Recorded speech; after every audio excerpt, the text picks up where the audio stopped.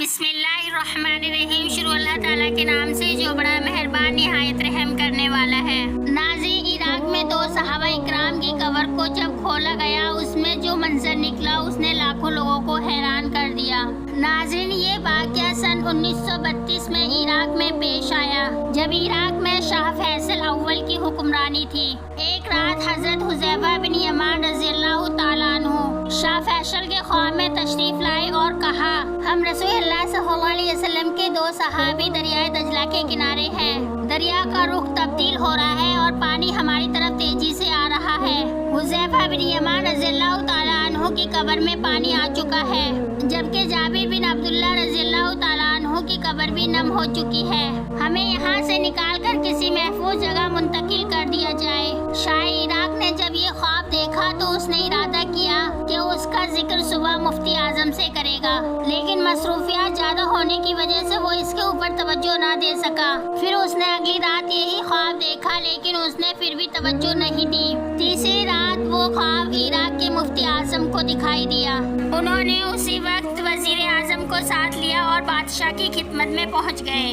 جب انہوں نے اپنا خواب بیان کیا تو بادشاہ بھی بڑا حیران ہو گیا اور کہا، بے شک یہ خواب میں بھی 2 بار دیکھ چکا ہوں۔ لہٰذا ان کے درمیان یہ مشورہ طے ہوا کہ مفتیان اکرام اس کے بارے میں فتویٰ جاری کریں۔ کیا ایسا کیا جا سکتا ہے اور ہم بعد میں صحابہ اکرام رضی اللہ تعالیٰ عنہ کی قبر مبارک کو کھول کر ان کے اجساموں کو کسی دوسری جگہ محفوظ منتقل کر دیں گے۔ لہٰذا مفتیان اکرام کی طرف سے یہ فتویٰ جاری کر دیا گیا۔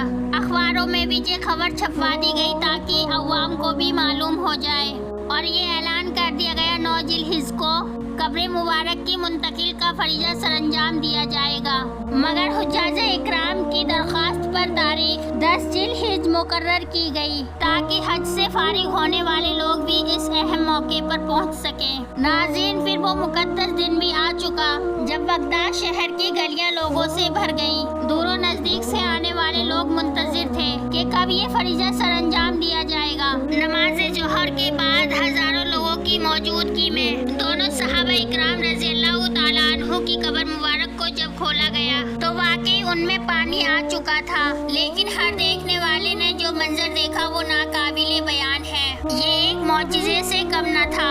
یہ وہ صحابہ اکرام جن کو 1300 سال پہلے دفن کیا گیا تھا۔ ان مقدس ہستیوں کے اجسام ایسے تر و تازہ تھے کہ ابھی چند لمحے پہلے سوئے ہوں۔ ان کی آنکھیں مبارک کھلی ہوئی تھی اور ان کی آنکھوں میں ایک ایسی چمک موجود تھی جسے پہلے کبھی کسی نے نہیں دیکھا تھا۔ ناظرین، اس دیکھنے والوں میں ایک جرمن کے فزیولوجسٹ بھی تھے جن کے سامنے یہ منظر تھا کہ 1300 سال سے بھی زیادہ عرصہ قبل تدفین کیے ہوئے مبارک اجسام ایسے نظر آ رہے ہیں جیسے ابھی چند لمحے پہلے سوئے ہوں۔ اس نے شاہ عراق سے اجازت مانگی کہ وہ ان آنکھوں کو قریب سے دیکھنا چاہتا ہے۔ اسے یہ اجازت دے دی گئی۔ اس نے جب حضرت رضی اللہ تعالیٰ عنہ کی آنکھیں مبارک کو قریب سے دیکھا کہ وہ اس چیز کا قائل ہو گیا کہ لگتا ہی نہیں ہے کہ 1300 سال پہلے ان مبارک ہستیوں کے اجسام کو تدفین کیا گیا ہو۔